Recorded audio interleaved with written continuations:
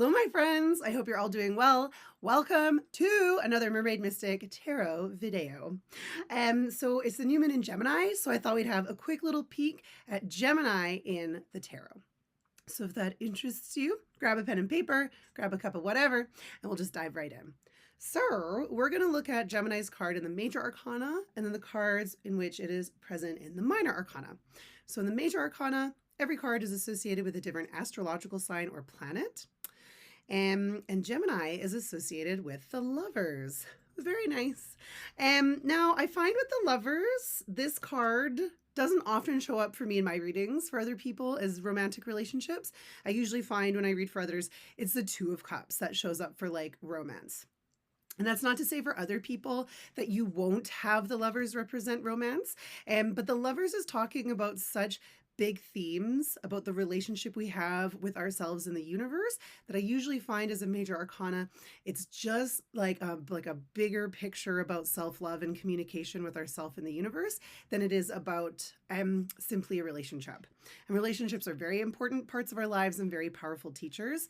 But yeah, I just find for me in my own readings, the Two of Cups is usually what shows up for romance, and the Lovers has a bigger meaning, which we'll dive into right now.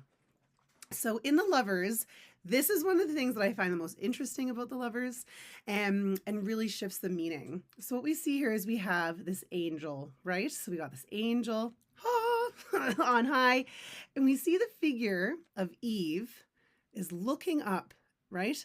Adam is looking to Eve. Now, everything with the artwork in tarot is very, especially with the Smith Rider-Waite by Pamela Coleman Smith, is really intentional. So there's a reason why the angel is looking down on them.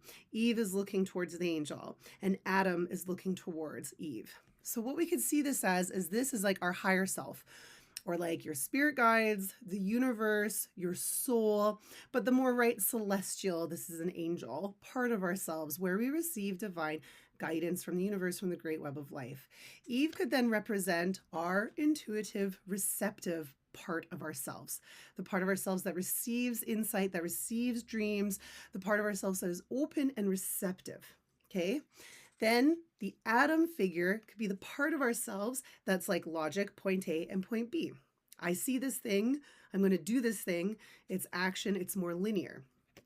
So this Eve could be the part of ourselves that's a bit like a web, sensing connections, receiving guidance from the web of life. And then the Adam figure is the part of ourselves in which we act on that guidance in the material world in a more like logical and straightforward way. So when we have, and Gemini is all about like curiosity and communication, right? Open channels here between all of this, we have a sense of wholeness. So when we allow ourselves to have that receptive side, which does take vulnerability and trust, then we receive our guidance from our higher selves, which is in our highest good and the highest good of all. And then we can give that to the part of ourselves that's more material. What you see is what you get. And I need to move forward and make some kind of logical plan. So with the Lovers here, there's actually a sense of wholeness. So we don't love ourselves or others in slices. We accept that we are all complex beings. So this really benefits Gemini when Gemini moves out of, because you know, Gemini is the twins, if they ever have that temptation to be like, is this right or is this right? Which is the right way. The Lovers kind of brings a little bit, we're moving away from either or to both and with the Lovers. So this can help with Gemini for allowing themselves to have like different traits and different characteristics to be like the fluid and creative and flexible beings that they are, right? But still in a state of wholeness, not having to pick. Because here we see we need all parts of ourselves here. We need our souls, we need our connection to our higher self, we need that part of ourselves that is still and receptive. We need the part of ourselves that's like, right, well now I have to act on the guidance, right? You can even think about this a bit like a tarot reading. Like if this is the universe giving us, or the higher self giving us information, this is the part of ourselves that receives it and understands the reading. And then Adam could be where we go forth and act on the guidance, because that is essential. So that would be Gemini in the major arcana. Now in the minor arcana, I feel bad. Gemini kind of like, these are tough, heavy hitting cards, but remember there's no good or bad cards in tarot. And I know that might sound a little annoying because you're like, girl, please, I would much rather get the Four of Wands than like the Three of Swords. I hear you, but every card, like tarot's a story, tarot's a map. So every card is a step on that map to healing and to wholeness and to clarity and to purpose. So So even if the cards seem sticky, there's like medicine here and there's important wisdom that help us in this human experience. So Gemini's cards are the Eight of Swords, the Nine of Swords. Get ready for it. The Ten of Swords. Okay, so here we go. So in the Eight of Swords, we see that this figure is blindfolded and bound, surrounded by swords, but like no one's there. Like no one's like holding the swords to make sure this person stays trapped. This person could probably like back up and shimmy into the sword to cut themselves loose. Maybe they just wriggle out of it. Like we see here that they have options to escape and they are not. Now, the astrology of this card is Jupiter in Gemini. So while Jupiter is often associated as being a planet of good fortune, it's expansion, but sometimes that expansion can move into overdoing it. So what we're doing here is we're overdoing it with our thoughts. We're overthinking things, right? And that can manifest in a few different ways. So sometimes the Eight of Swords could be manifesting as like, oh, I'm very powerless. So perhaps like a victim mentality, but I find it can be more complicated. There's more options than that. And in an old tarot deck, one of these old ones I find from France, this card is called critique, so criticism. So here, sometimes what happens is, I think especially if you have a really active mind, like Virgos do this too, Mercury ruled, right? Gemini and Virgo.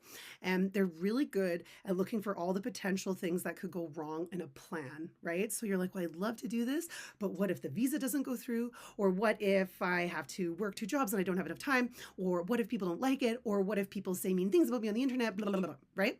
So in this card, sometimes we're in this like, we don't feel super safe, like obviously we're tied up, so we don't feel very confident often in this card. So sometimes we are like, it's hyper self-preservation. So we're trying to look for all the potential things that could go wrong. And if we do that, then yeah, like we are going to feel frozen, right? Because if we just sit and only like let our imagination go overboard with all the things that could go wrong, we will feel kind of powerless. This one is, yeah. So it could be some kind of like, oh, I can't, like, a powerless thinking. It could be just being overly critical and only focusing on all the things that go wrong. And so here we feel a little bit like trapped, but the nice thing with the Eight of Swords is that we're not trapped. So it's not that we're just like ignoring any of the overthinking or any of the potential things that could go wrong, but it's just that we see that that's not actually a very full view of our situation. So to remove the blindfold and start shimmying out of those ropes, what we need to do is start also looking for solutions and accept, again, remember with the Lovers, that things aren't going to be perfect. So in the Eight of Swords, if we're being hypercritical as a way to stay safe where we are, then what we need to do is recognize no matter what path we pick, there's going to be potential difficulties and challenges, and we have no control over that because that is life. Challenges are teachers. They're going to show up on all the paths. But we can pick the best path. We can think ahead to prepare ourselves. We can also look for all of the opportunities that we are going to have on these paths. No matter what you do, you're going, like I started my own business because I love tarot, but there's still things that are difficult or challenging about it, or you might not love to do, but you do it because you have such a great love for me, it's for the tarot. I have such a great love for it. I want to share it. I want to do this. It is my passion. So the difficulties or the challenges that I face on the path of an entrepreneur, for me, like even though they are challenging, they're worth it. So in the Eight of Swords, that's what we want to do. What is worth it? That could also be a helpful question. And then recognize that any path could have potential ups and downs. So with Gemini, we want to move away from it's all this or it's all that, right? And here we're going to be like, even this wonderful path could have challenges, but it's going to be worth it. So we want to bring in more objective thinking with the Eight of Swords, move out of like just hyper fixating on potential problems. We're trying to look for a path that is free of them, right? Okay. But that's a good lesson in how to think, because we have these powerful minds, but they are tools. So we do need to learn how to use that tool wisely. And so that is an example of a card that might look uncomfortable, and it is, but it does teach us how a different perspective that can be very liberating, right? Speaking of the mind being a tool, this now takes us to the Nine of Swords. So here we see, it's very dramatic. We have someone, their head is in their hands. They're like crying. It's just like total darkness. The swords are hanging over their heads. The astrology here is Mars in Gemini. So Mars being that warrior spirit, the way I really see this is our minds are like attacking us in the Nine of Swords. And like there's life is full of many experiences. So this could be super justified, right? But the Nine of Swords does remind us that we do have the power to create self-fulfilling prophecies. So all those things that we're like, our mind is a tool. It's like we're using the tool against us, really like using it as a weapon against us, right? That's what's happening in that Nine of Swords. So this could just be like spending so much time imagining the worst case scenarios. I find this card is often like, we are not in the present at all. Like part of the suffering here is like obsessing over the past and then like obsessing over the future.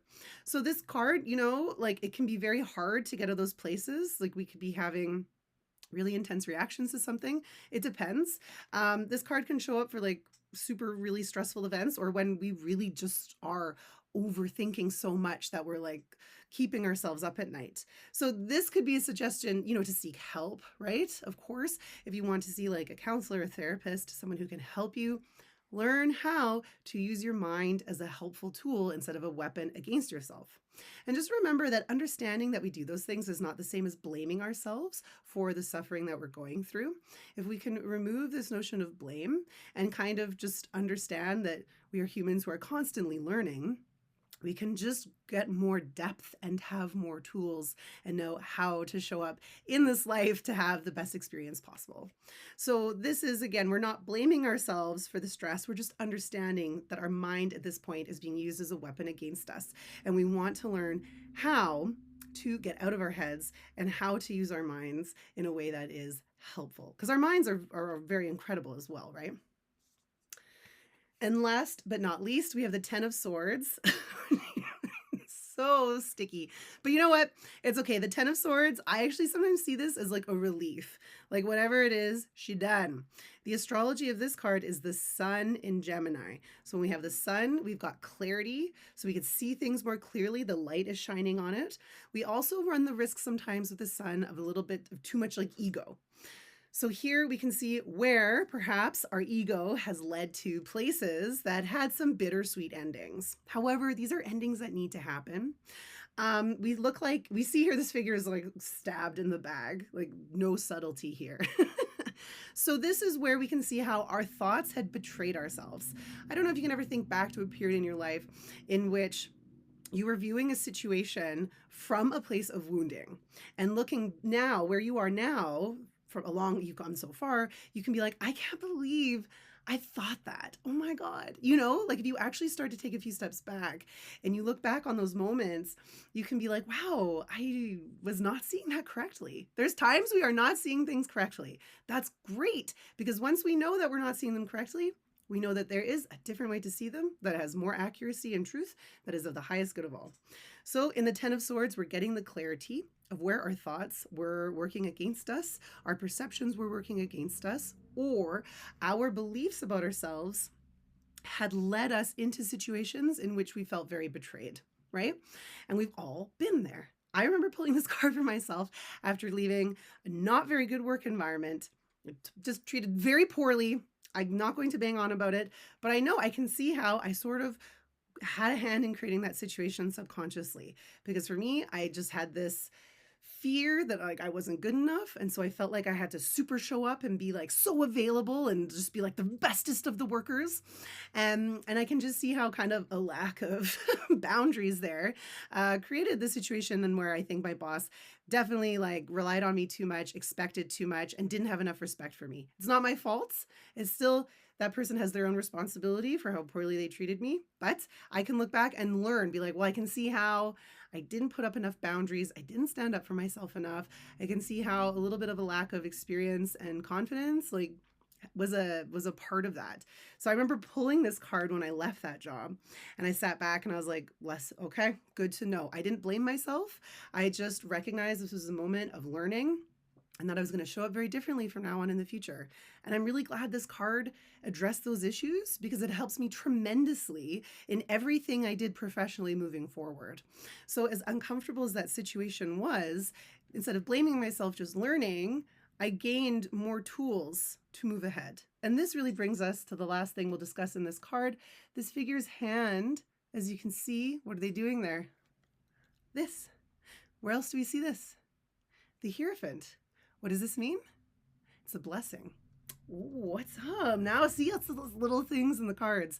So that means in the Ten of Swords, as painful as this is, there's a blessing to be found in it. So for me, again, my blessing was being able to recognize those subconscious beliefs that were operating, running me, influencing my behavior and my decisions, and how it led to was a part of that cycle that I was in. And then tens are when we can break cycles. So for me, I feel like I broke that cycle and I've not found myself back in that cycle. So the Ten of Swords is asking us, even if it's very painful, even if it's very difficult, in this bittersweet ending, we're relieved that it's over, but there can still be some pain. What is the blessing?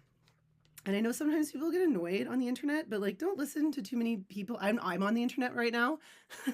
I think sometimes there are these ideas on social media that like tarot or magic is just going to make everything easy and smooth and simple and comfortable. That's absolutely not true. These tools are going to help you to face the discomfort, which actually helps to build compassion and strength, which gives us tools to move through life with grace and ease and, again, strength.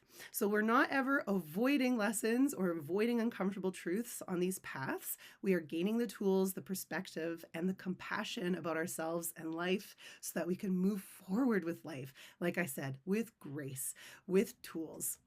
To like really embrace this human experience in the best way possible. So tarot's a map. Okay, my friends, so that is your Gemini in the tarot lesson. I hope it was helpful. Thank you very much for being here. Happy new moon in Gemini, and I'll see you soon.